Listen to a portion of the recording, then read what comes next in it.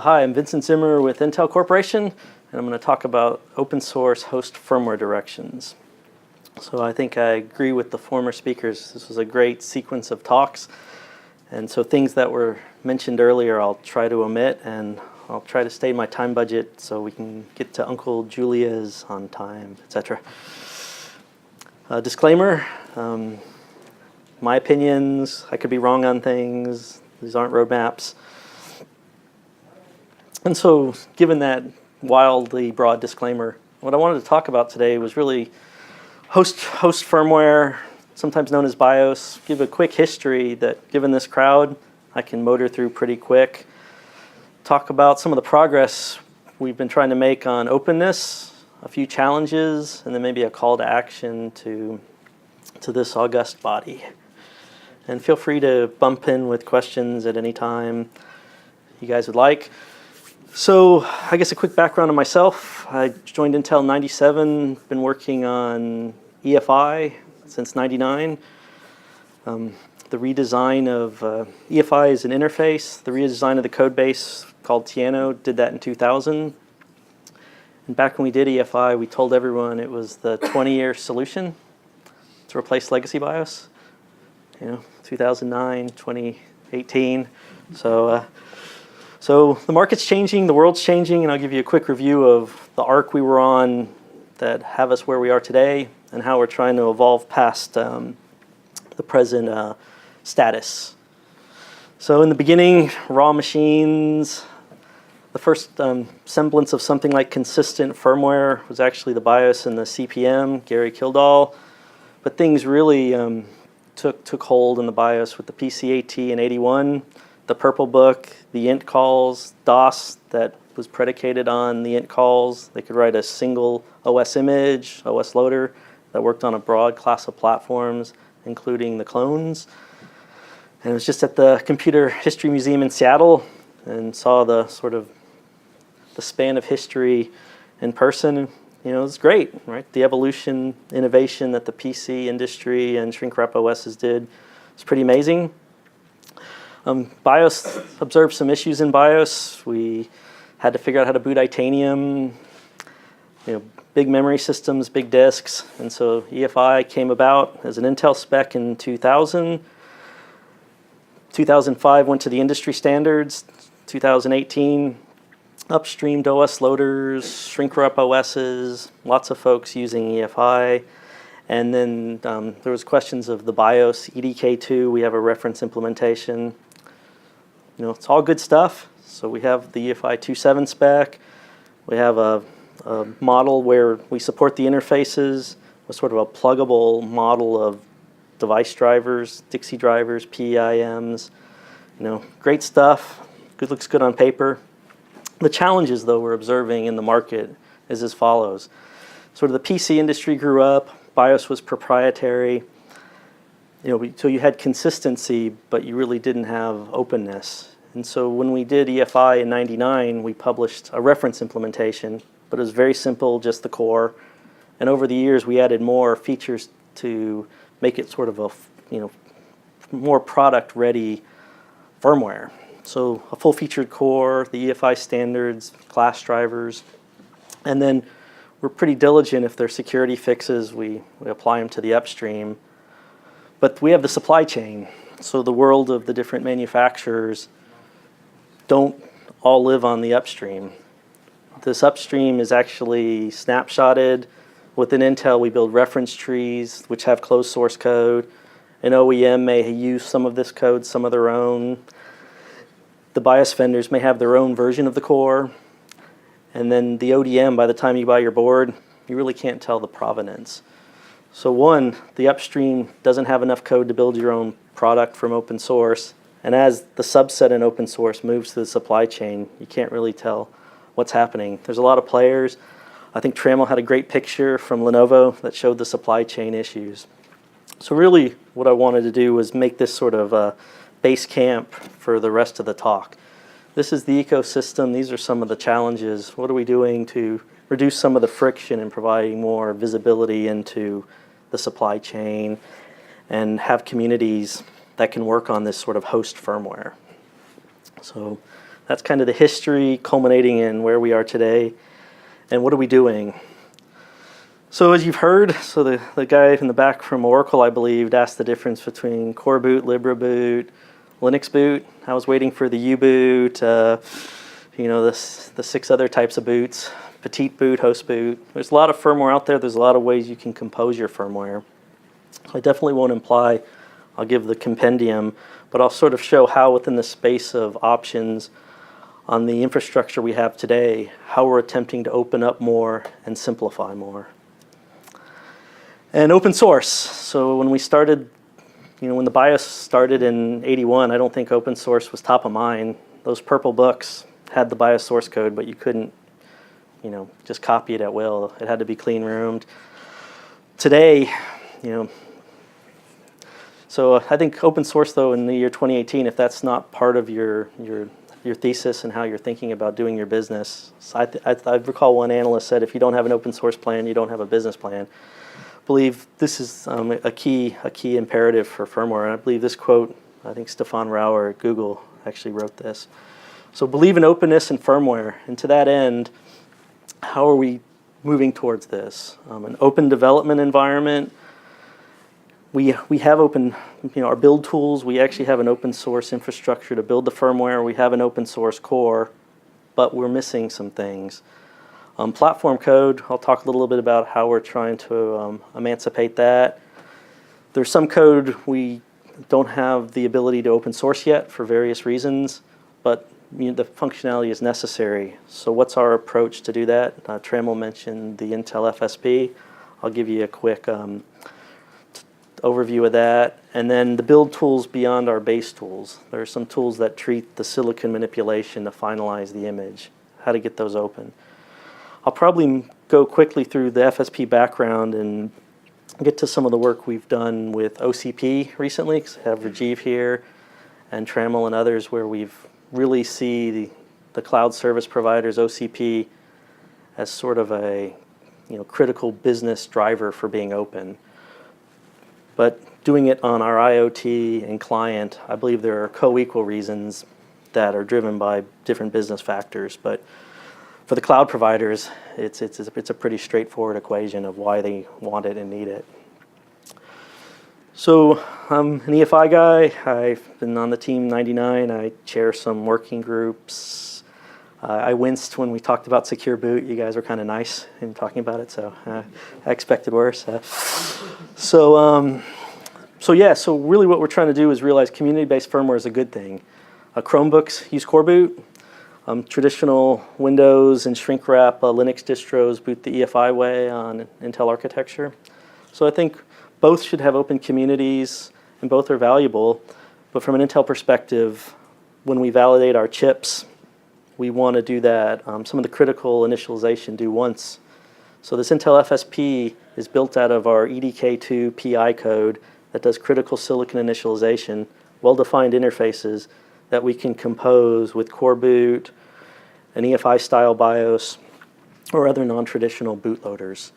So FSP is, again, they're binaries. We post them on GitHub. They have a well-known interface spec such that you can write a class driver-like interface in EDKII or coreboot.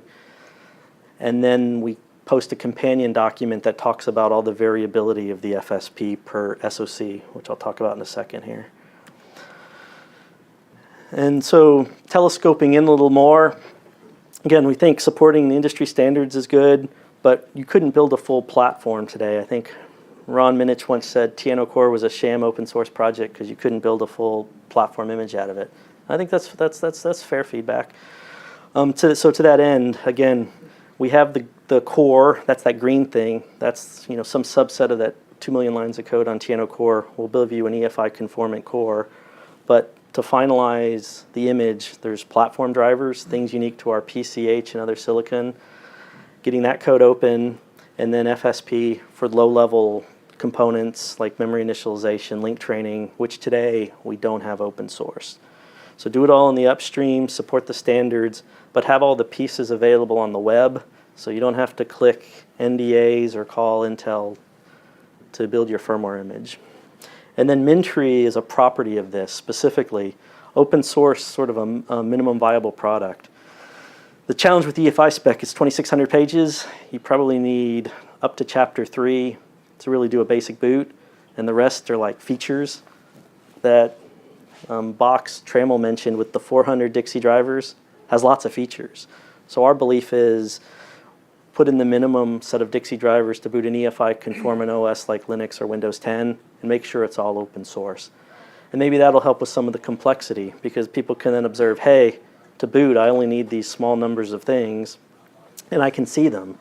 Because I feel that some of the complexity people observe, it's not just the standard, it's the fact that they have instantiations of the standard that they can't open up and look at.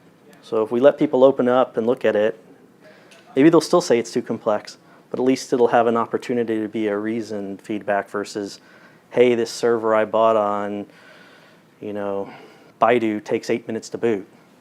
The server we open source boots in 15 seconds because we threw a lot of stuff out and it still boots the EFI way. So that's kind of our philosophy. To put it all together, take our UDK, take an FSP off GitHub, take some platform code off GitHub, and build an image. Probably belaboring the point a bit here. And then again, not necessarily a fan of binary blobs, but if you have to do a blob, make it the friendliest blob you can, royalty-free. The license should allow for redistribution, and then people can drop it in. This really helped initially, started with our IoT group where people were doing socket conversions from ARM and PowerPC. And if you have to give them a PhD in programming MTRRs and init sippy-sippies, their head would fall off. So FSP actually hid a lot of the vagaries of Intel architecture initialization. And then since there is a lot of platform variability, we expose data-driven configuration. So we have the FSP interface spec, and then we have an integrator's guide that describes the maybe 100 configurations that can be modified for your system board. I'm not going to spend much time here. The journey, we've been evolving the FSP. We sort of, the original one was different per SoC. We locked down the interfaces, and then we made it more flexible based on different feedback from the community. And here it is in pictures. It's really, it's a PI firmware volume that's broken up today in 3 modules, and it only exposes this handful of APIs. Turn on temporary RAM, like caches RAM, turn on memory, and turn on the rest of your silicon. So your open source code takes this blob and only has to call it these 3 times. But really what I wanted to get to for this conference, since this is the server crowd, is, yeah, you open something, so what? So to me, the most exciting so what is what we're doing with servers. So as I mentioned, the cloud service providers today want to control all their infrastructure, often, Linux, your Postgres, SQL. They're opening the BMC, but on Intel architecture, there's this sort of blob of strangeness they have to get through the supply chain called a BIOS.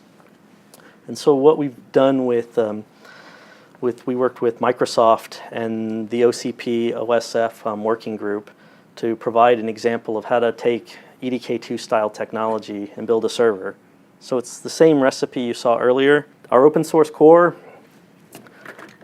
take the platform code like our Lewisburg PCH for our Skylake, our Skylake Pearly platform, put it on GitHub, put some binaries that do the KTI, memory initialization, put those binaries on GitHub, and have a project where people can come, pull all the pieces, and program a finalized firmware image for the open hardware design on Mount Olympus, which is Microsoft's OCP design for Intel. And we're working now, based on some good feedback from Trammell and others, on showing how, in this design, we try to minimize the amount of code that's board-specific, and how we can create a new package that you can retarget this for, say, a derivative Skylake design like Wolf Pass. But again, the idea here is as follows. If Open Compute is all about you can get the hardware, you can get the hardware designs, you can get your management controller, can you finalize your full system for your host firmware. And since I often You guys, a lot of the talks before me had some nice white paper links. We don't really have a good white paper yet on an overview of all we did. So I sort of put a summary and some chatty, the next few foils are a little chatty, so I'm not going to read them. But again, it really reiterates, I think, what I said in the earlier pages, that UEFI is a big spec, EDKII is a big code base. You don't need much of it to build a platform. So we pulled that subset that you need to build a minimum viable product into this. And so really to demonstrate, you don't need many lines of code, and it can boot pretty fast. And we're trying to live up to the spirit of the OSF charter. So the Open System Firmware is a working group within the OCP. And really having firmware that's optimized for the cloud. I won't argue that a enterprise server you buy today from a vendor is bad. They simply optimize for different design points. They may boot 40 different operating systems. And if you support non-UEFI OSs, you have to do some different things, support a lot more firmware. For the cloud, they typically know the class of OS, one target, and so really, could you optimize your firmware flow for that? And then get all the pieces onto the web so you can do other what-ifs. Speaking of other what-ifs, so we took some of the binaries that we couldn't open source and put it in a separate repository. So as we engage with the Linux boot community, and they just need a subset of this code, so we did a min tree, which is, PEI, some blobs, minimum Dixie. Maybe the Linux boot folks need even less Dixie and less EFI drivers. So they can reuse the same binaries and the same subset of code to build a Linux boot version for this to target this same hardware. And so I guess our caveat emptor here is we have the vision of FSP everywhere, or at least consistent blobs everywhere. We didn't quite turn the Perly binaries into an FSP. That's some of our future-looking work items, in addition to the wolf passporting. And again, this is more gospel and verse. If you guys haven't been dialed into what's going on with OCP, it's really just enabling. We want to try to do something that's consistent with enabling the same level of openness, and fill in at least on Intel architecture, the missing component of how to build an Intel architecture boot image from public material. And then demonstrate other things. So we saw the 8-minute boot statistic. That's fair. So try the same what-ifs. So if there is variability or difference between two technologies, you can maybe normalize your experiments, because if you have all the material to build both, you can make those assessments, versus a specific vendor implementation that you may not be able to modify. And then when we make advocacies for security or legacy removal, instead of just writing a doc that says you should do this, we can demonstrate it. I think one recent value of having these open platforms, we opened up one of our core-based clients last year, Kaby Lake, in a min tree style. We made some advocacies to the industry about I/O DMA protection, use of an I/O MMU. We could write the document, we could post the code that does the DMA protection, and then we could point people at a tree that uses it. So you sort of can close your advocacies. So there's a lot of value to being open, in addition to supporting alternate business models and these other scalings. I think you can't have sort of a modular world of this Chinese buffet of firmware and say you should do one thing without demonstrating, in my opinion, the whole end-to-end flow. And that's what a lot of this buys us. So again, you can build the full firmware. You can pull our EDKII core. You can pull the platform code. You can pull the blobs. We have some basic features, basic boot. Updates is a big topic now. So we have an open source update driver, but we haven't added it to this platform. That's something we can do in addition to the additional platforms like WolfPass. And then speaking of composing, so I stole this picture from the Linux boot guys. And to my mind, I think things like Linux boot are great. If someone wants to go from PEI to Linux directly, as distinct from going to PEI to a minimized Dixie for our min tree style, i.e. they don't need an EFI conformant boot, I think they should be able to do that. So having sort of this upper left corner, this PEI, posted somewhere, having a recipe that people can take it and compose it with something like the Linux boot, I think is good for everyone. You don't prevail in markets by constraining people. I think you allow different options. So by opening these components up, we give the opportunity to build these alternatives, and we can collaborate. I have to say, working with OSF, when Ron Minich in the charter said you should have a CI, you should do the free coverity scans, speed up your EDKII build tools, and Trammell gives a lot of great critiques. I think it's wonderful, because you know what? If there is shared infrastructure at any point, everyone both critiquing and helping fix it, I think serves everyone well. And this one's kind of, I guess, philosophical, but I showed coreboot, Linux boot, the full EFI boot. Really, in my mind, there's a lot of different ways people boot. I don't think there's any kingmaker of a firmware architecture. Back when we did EFI and Tiano, we thought we'd prevail everywhere. I can't tell you how many projects we've tried to squeeze it into small things. I think you have to right-size your firmware based on your business needs, your customers. So I think coreboot for certain markets, Linux boot, the full EFI experience. And to the cloud guys, I'd even argue, if you do IaaS, meaning your bare metal and your tenants have to drop OSs, and it could be Windows or RHEL 14, standards make sense. And if you have to do standards, you should do best practices in building standards-based firmware, minimize it, and that's where the MinTree is good. But if you're Linux booting Linux for the Google Skynet or the Facebook Skynet, why not? I don't think there's a conflict set necessarily. And so sort of to give the summary more words than pick nice pictures. I know these talks you're supposed to have evocative pictures, but I usually fail with too many words. The OSF workstream, check out where we've been posting our binaries, our platform code, and I even have to admit, the EDKII platforms, there's a lot of Intel guys active there, but there are just as many, if not more, in the ARM community. So ARM64, the ARCH64 effort, ARM sort of said for servers, they do EDKII first, do standards so they could, support shrink wrap OSs. They probably have several more example platforms on EDKII platforms than we do at Intel. We may have 4, they probably have 8 or 10. And I also think that's great. It shows more people leveraging the same infrastructure. And then coreboot, a lot of, we have microserver work. There are a lot of Intel engineers working with a lot of folks in this room on this community, and I think it's great. And then things like FSP allow us to sort of share across communities when necessary. But challenges, we have challenges. Some I didn't put on here, but some that are sort of stick out a lot are some of the tools. We have certain magical tools that do things to our silicon.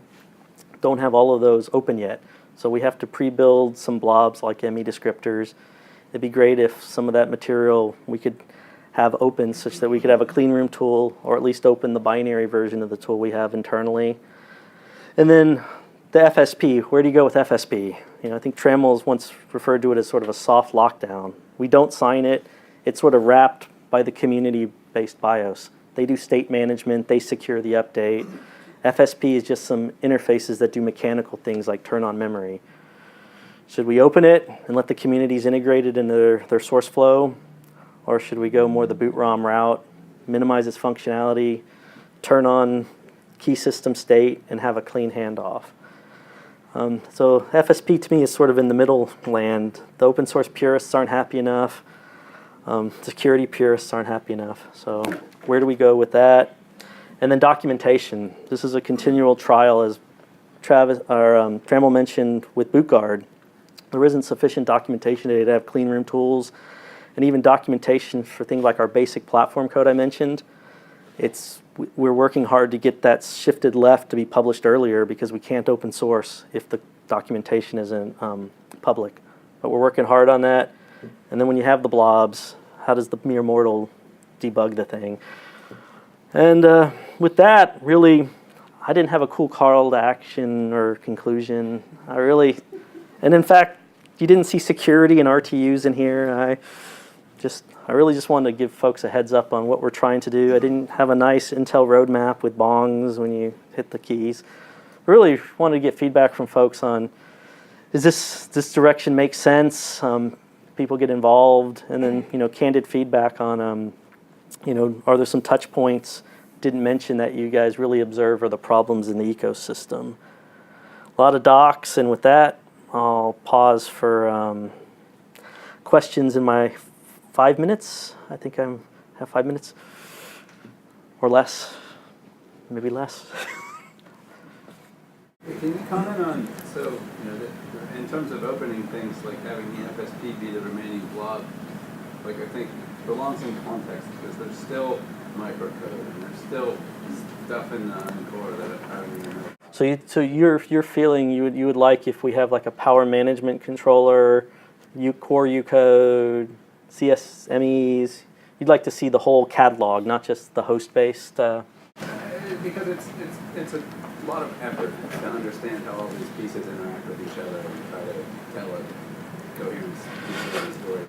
Okay, so I guess what's the gold standard in your opinion? Do you think what Power 9 did with the OCC, and you think that's like the 5 stars, they get the gold stars for what they did? I mean, they were very willing to be I don't think we had a lot of friction where they said, we can't show you that. Okay. Okay. So yeah, and I think I might have the confirmation bias. Fighting the BIOS battle for so long, I think you bring up a good point that even if it were all liberated, the fact that you have n number of other microprocessors hanging around with high privilege. Okay, that's good feedback. Like, I have to be a good steward of user data, not just run good firmware. Okay, that's fair feedback. Question for everybody. Why is it that the only hardware that has open firmware is the hardware I can't buy? And all the hardware I can buy has closed firmware. So I can't buy a power device. You can, they're expensive. I think Talos will take your $5,000 probably, yeah. Or Raptor, whoever they are. Yeah. Well, I mean an open source developer really can't buy the average open source. You can't buy it. The unit of buying is a truck. A truck. I don't want a truck. Yeah, I think that's the challenge. Yeah, I think it's a great question we've observed too, is doing developer board or reference boards. When you talk to the business people, they don't see enough zeros of volume behind it. Sometimes some of them I talk to and say, hey, take a SKU of your main line and make it the open version. And they say, how is that going to help my paycheck? Yeah, it's tough to make the business proposition today. That's a good question. Chromebooks do a great job of the sort of the openness, the write protect screw, and developer mode, so you can replace the equivalent of Dixie, the RAM stage, in your own payload, and then undo a write protect screw and void your warranty if you want to flash it deep at the reset vector. I think the Chromebooks are one great example that if you have an urge, at least on client devices. But on servers, you're right, unless you order a truckload of OCP hyperscale hardware, I don't believe they pick up the phone, and that has been an issue brought up in the OSF meeting.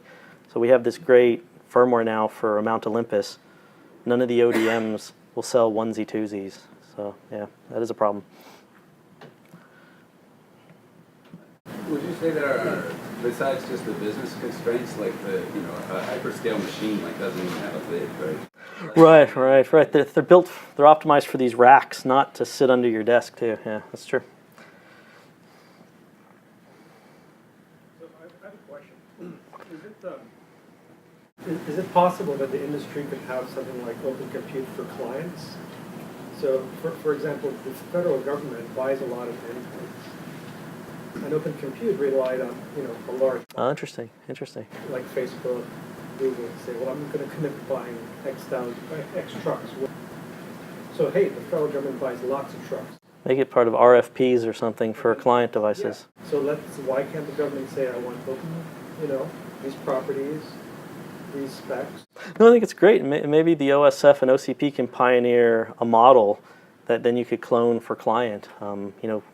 Show the mechanics of the various ways to do open. And I'd argue Chromebooks demonstrate a really good way to do open already. Maybe make it but for having a business driver, maybe an RFP from the government. Yeah, Okay. It's not bad. General question, like, as Moore's law slows down, some systems are useful longer, and some of the, open stuff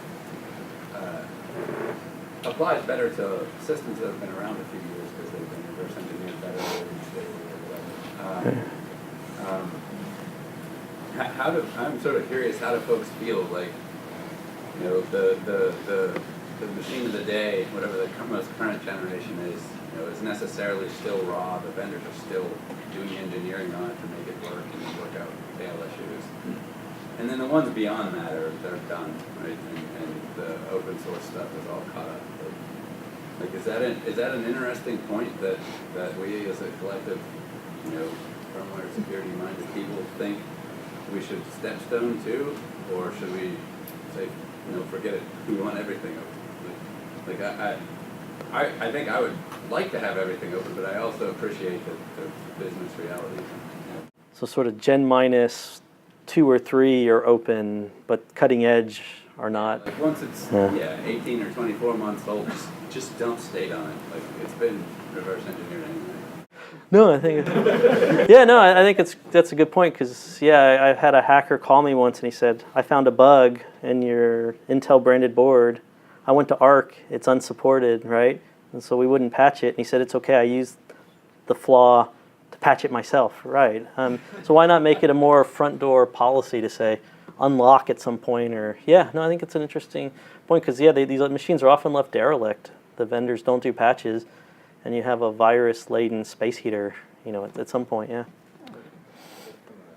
Intel's perspective, I mean, is there any risks to you in what you have buried inside that FSP code that could expose risk for future platforms? So I personally don't believe, because it just turns on the memory controller. And once one of our security researchers said, well, if FSP were open and MemoryNet were open, what about Rowhammer? And I looked at the guy and said, isn't the day after Rowhammer went public, the coreboot community did an update that doubled the DRAM refresh rate? So Rowhammer wasn't caused by being open, you allow people to fix stuff.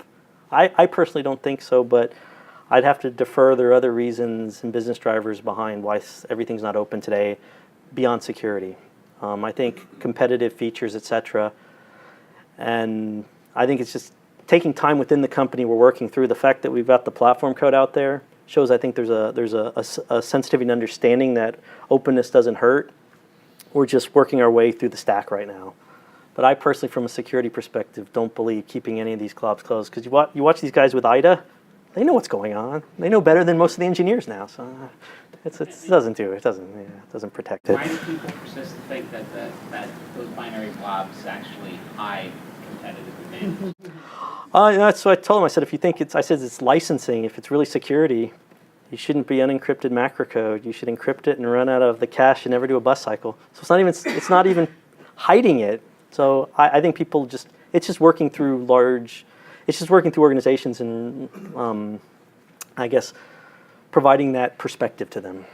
And there are business stakeholders who have different perspectives than firmware guys. Firmware guys, we work on hardware teams.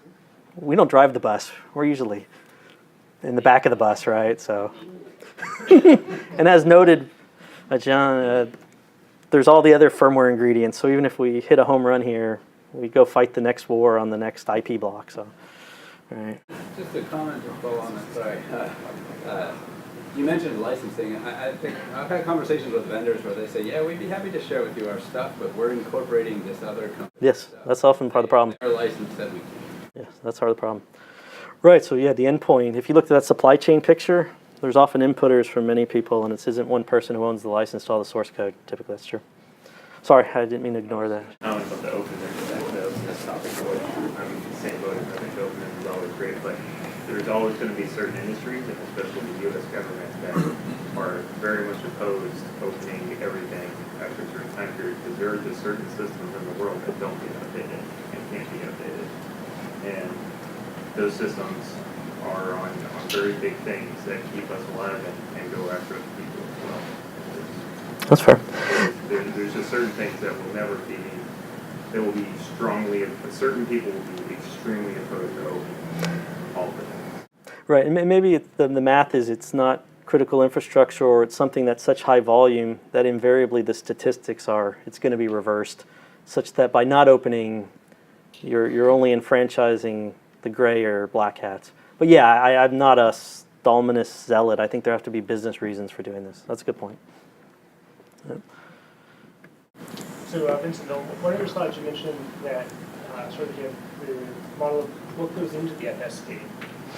And the concern I've seen in a lot of the SoC systems, the FSP has sort of turned into this Katamari of it's doing memory and power management and video. Oh, and Bluetooth is in there as well, and also the Ethernet. And because all of that sort of has been packaged into that. Sure. No, that's a good point, and I think that's the tension within Intel of ease of use. I hide from people because they won't get it right, as to see. And I think my view is like the Chromebooks ignore our FSPT, meaning they've open sourced the temporam in it, so they use 2 of the 3 binaries. My next goal would be this FSPS, the thing post-memory that just does a lot of setting things up. Make sure there's sufficient information in the EDSs such that that doesn't need to be a binary. And then M is the final discussion on what are the business drivers that are keeping our memory initialization logic closed. But yeah, I agree. I think there's too much in there right now. Even this precept of just memory in it, we've overreached on the FSPS. I think it does more than it should be right now. And the tension is ease of use. Some parties believe it helps customers by hiding the details from them, as distinct from highly competent firmware engineers at various companies that I think can do a great job. And probably need a T-shirt that quotes Bill Joy that says all the smartest people don't work for your company. There are a lot of smart people out there who can do a good job on this stuff, so I think it's disingenuous of us to think as a corporation that we can do the best firmware. But it's a challenge. It's a challenge. And now I've gone 10 minutes over, and so I'm going to get that big hook, I think. Well, we can catch Vincent at the happy. Hey, thank you, everyone. Appreciate it.